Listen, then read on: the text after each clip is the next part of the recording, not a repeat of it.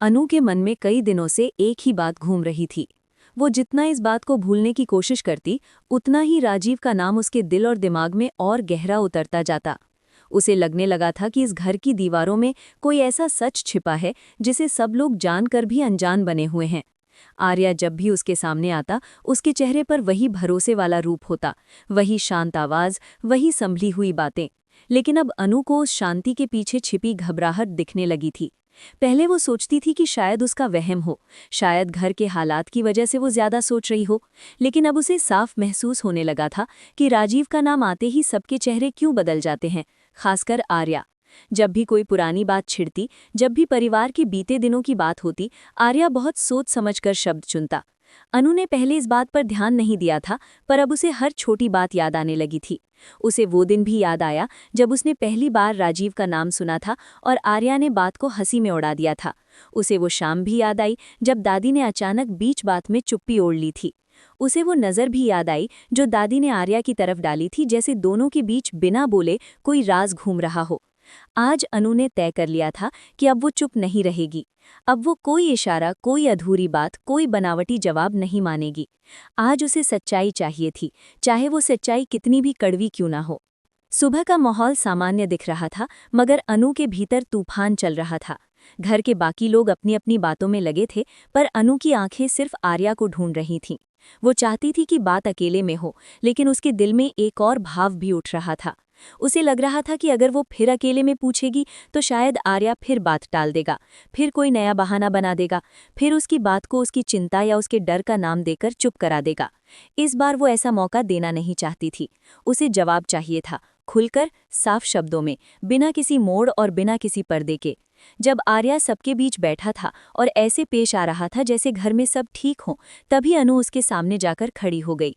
उसके कदम धीमे थे, लेकिन दिल मजबूत था। उसकी आंखों में आंसू नहीं थे, क्योंकि वो रोने नहीं, सच लेने आई थी। सबकी बातें धीरे धीरे थम गईं। आर्या ने उसकी तरफ देखा और हल्की मुस्कान के साथ पूछा कि क्या बात है, पर अनु ने उस मुस्कान को वहीं रोक दिया। उसने धीमी पर साफ आवाज में कहा कि आज उसे एक ही बात जाननी है, और वो बात राजीव से जुड़ी है। बस राजीव का नाम सुनते ही कमरे का माहौल बदल गया, जैसे किसी ने अचानक हवा रोक दी हो। आर्या के चेहरे की मुस्कान वहीं जम गई। उसकी आंखों में एक पल को ऐसी बेचैनी तैर गई जिसे वो चाहकर भी छिपा नहीं सका। अनु ने उसी पल महसूस कर लिया कि वो सही दिशा में खड़ी है। सच यहीं कहीं है, और सामने खड़ा आदमी उसे छिपा रहा है। आर्या ने बात संभालने की कोशिश की। उसने हल्के स्वर में कहा कि अनु को शायद कुछ गलतफहमी हुई है। राजीव की बात अब पुरानी हो चुकी है, उसे फिर से उठाने का कोई मतलब नहीं है। पर अनु अब पहले वाली अनु नहीं थी, जो एक शांत जवाब सुनकर रुक जाए। उसने सीधा पूछा कि अगर बात इतनी ही पुरानी और मामूली है, तो उसका नाम आते ही तुम हर बार क्यों बदल जाते हो? तुम क्यों हर बार कोई दूसरा रास्ता पकड़ लेते हो? तुमने मुझसे पहले भी बातें छिपाई हैं, पर इस बार मैं नहीं रुकूंगी। घर के बाकी लोग हैरानी से दोनों को देख रहे थे। किसी ने सोचा भी नहीं था कि अनु इतनी सीधी बात इस तरह सबके सामने कह देगी, मगर अनु के भीतर जमा हुआ दर्द अब शब्द बन चुका था। उसने कहा कि वो इतने दिनों से इस घर में रिश्तों की गर्माहट महसूस करना चाहती थी, भरोसा बनाना चाहती थी, लेकिन भरोसे की नींव सच पर खड़ी होती है, झूठ पर नहीं। अगर राजीव का नाम इस घर के लिए इतना भारी है, तो उसे जानने का हक सबसे पहले उसी को है, क्योंकि उसकी जिंदगी भी अब इस घर से जुड़ चुकी है। आर्या ने फिर कहा कि कुछ बातें समय आने पर ही बताई जाती हैं। ये सुनते ही अनु का चेहरा कठोर हो गया। उसने कहा कि समय आने की बात वही लोग करते हैं जो सच बोलने से डरते हैं। सच को जितना रोकोगे, वो उतना ही डरावना होता जाएगा। अगर आज नहीं बताया तो कल ये झूठ और बड़ा जख्म बन जाएगा। अनु की आवाज अब सिर्फ सवाल नहीं, आरोप जैसी लगने लगी थी। उसने आर्या की आंखों में देखते हुए कहा कि क्या राजीव का सच इतना खतरनाक है कि तुम मुझसे भी नहीं कह सकते? क्या उसने तुम्हारे साथ कुछ किया था, या तुमने उसके साथ कुछ किया था? ये सुनते ही घर के कुछ लोग घबरा गए। किसी ने अनु को शांत रहने को कहा, किसी ने कहा कि वो बात को बढ़ा रही है, लेकिन अनु ने किसी की ओर देखा तक नहीं।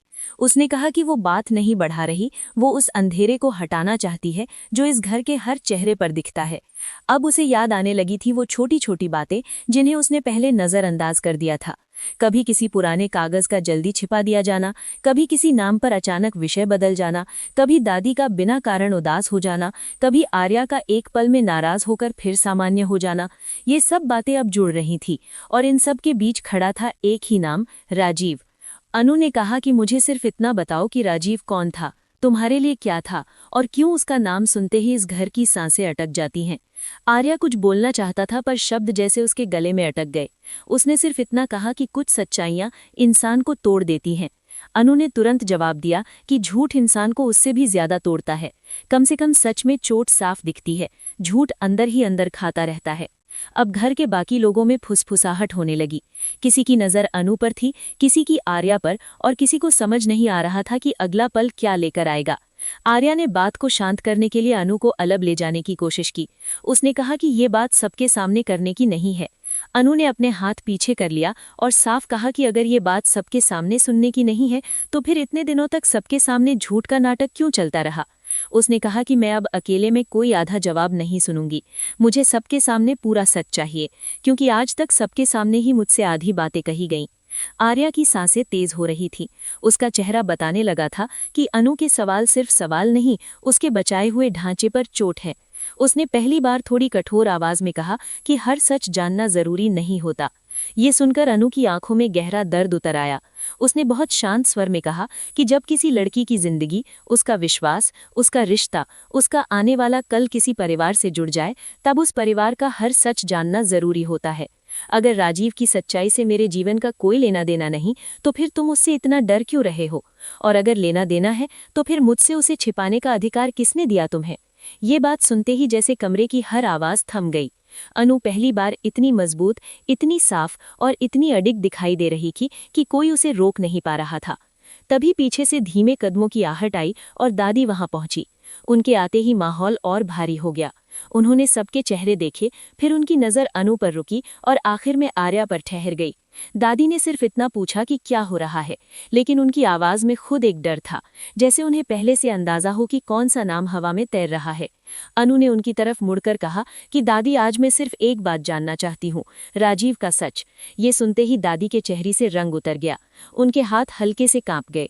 उनकी आंखों में वो चमक नहीं थी जो हमेशा घर को संभालने वाली बुजुर्ग औरत की आंखों में होती है। वहां सिर्फ डर था, गहरा और पुराना डर। अनु ने वो डर देख लिया। उसने समझ लिया कि राजीव का नाम सिर्फ एक पुरानी याद नहीं, एक ऐसा घाव है जो अभी तक सूखा नहीं। दादी कुछ क्षण चुप रहीं, फिर उन्होंने आर्या की तरफ देखा। वो नजर बहुत कुछ कह रही थी, जैसे पूछ रही हो कि क्या ये बात यहाँ तक पहुँच गई, जैसे याद दिला रही हो कि जो छिपा था अब सामने खड़ा हुआ है। आर्या ने नजरें झुका लीं। अनु ये सब देखती रही और उसके मन का शक और गहरा हो गया। उसने धीरे से कहा कि दादी, आप भी ये मत कहिए कि समय आने पर सब बताएंगे। मैंने बहुत इंतजार कर लिया, अब मैं बस सच सुनना चाहती हूँ। दादी ने अपने को संभालने की कोशिश की। उन्होंने कहा कि कुछ बातें घर को बचाने के लिए छिपानी पड़ती हैं। अनु ने तुरंत पूछा कि किस घर को बचाने के लिए, उस घर को जो झूठ पर खड़ा हो या उस भरोसे को जो हर दिन टूटता जा रहा हो। दादी चुप हो गईं। अनु ने आगे कहा कि मैंने इस घर में कदम रखते ही सबको अपना मानने की कोशिश की। मैंने हर रिश्ते को दिल से पकड़ा। मैंने आपकी इज्जत की, आपके फैसलों पर भरोसा किया, आर्या की बातों को सच मानने की कोशिश की। लेकिन हर बार मुझे लगा कि जैसे मेरे सामने एक चेहरा है और उसके पीछे दूसरा। राजीव उस दूसरे चेहरे की चाबी है ना? आखिर वो कौन था? क्या वो कोई ऐसा इंसान था जिसे इस घर से मिटा दिया गया? क्या वो कोई ऐसा सच था जिससे आप सब भागते रहे? क्या वो इस परिवार का हिस्सा था? क्या उसका संबंध आर्या से था? क्या उसकी वजह से कोई ऐसा हादसा हुआ था जिसका बोझ आज तक इस घर पर है? अनु सवाल पर सवाल करती गई और हर सवाल जैसे एक बंद दरवाजा खटखटाता गया। दादी ने कई बार बोलने के लिए होंठ खोले पर शब्द बाहर नहीं आए। उनकी चुप्पी ही जवाब बनती जा रही थी। आर्या ने आखिर बीच में आकर कहा कि बस करो अनु, तुम नहीं जानती कि तुम क्या छेड़ रही हो। ये बात सिर्फ एक नाम की नहीं है। ये सुनते ही अनु ने कहा, तो फिर बताओ ये बात क्या है? तुम्हारी चुप्पी मुझे यही बताती है कि राजीव का सच मुझसे जुड़ा है, और अगर मुझसे जुड़ा है तो मैं जान कर रहूंगी। तुम मुझे अंधेरे में रखकर मेरे लिए फैसला नहीं कर सकते। आर्या ने कहा कि मैं तुम्हारी भलाई के लिए चुप हूं। अनु हंस पड़ी, लेकिन वो हंसी खुशी की नहीं, टूटे भरोसे की थी। उसने कहा कि भलाई का नाम लेकर झूठ छिपाना बहुत आसान होता है। लोग कहते हैं कि हमने तुम्हें बचाने के लिए बात नहीं बताई, लेकिन सच ये होता है कि वे खुद को बचा रहे होते हैं। क्या तुम खुद को बचा रहे हो आर्या? क्या राजीव का सच तुम्हें कटघरे में खड़ा करता है? क्या इसलिए तुम मुझे बता नहीं पा रहे? ये सुनकर आर्या के चेहरे पर दर्द और गुस्सा एक साथ उभरा। उसने कहा कि तुम मेरे बारे में ऐसा सोच भी कैसे सकती हो? अनु ने बहुत ठंडे स्वर में कहा कि जब भरोसा टूटता है तो इंसान सोचता नहीं, महसूस करता है, और मुझे महसूस हो रहा है कि यहाँ कुछ बहुत गलत है। कमरे में मौजूद हर व्यक्ति अब इस टकराव का हिस्सा बन चुका था, चाहे बोलकर या चुप रहकर। किसी की हिम्मत नहीं हो रही थी कि साफ शब्दों में कुछ कह दे, मानो सब जानते हों कि ये बात जिस मोड़ पर खड़ी है वहां से लौटना आसान नहीं होगा। अनु ने दादी की ओर फिर देखा और इस बार उसका स्वर थोड़ा नरम था, मगर भीतर की आग वैसी ही थी। उसने कहा कि दादी, अगर आपने मुझे कभी अपना माना है तो आज मुझे सच से दूर मत रखिए। मैं बच्ची नहीं हूँ, मुझे दर्द सहना आता है, लेकिन अधूरा सच सहना मुश्किल होता है। आप सबकी चुप्पी मेरे मन में हर दिन नए डर भर रही है। कभी लगता है कि राजीव जिंदा है और आप सब उसे छिपा रहे हैं।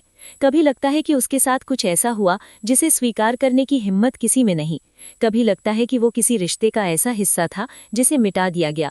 मैं किस बात पर भरोसा करूं, किस कहानी को सच मानूं? जब कोई सच नहीं बोलता तो इंसान अपने डर से कहानी बनाता है, और मेरे डर अब मुझे चैन से जीने नहीं दे रहे। दादी की आंखें भर आईं।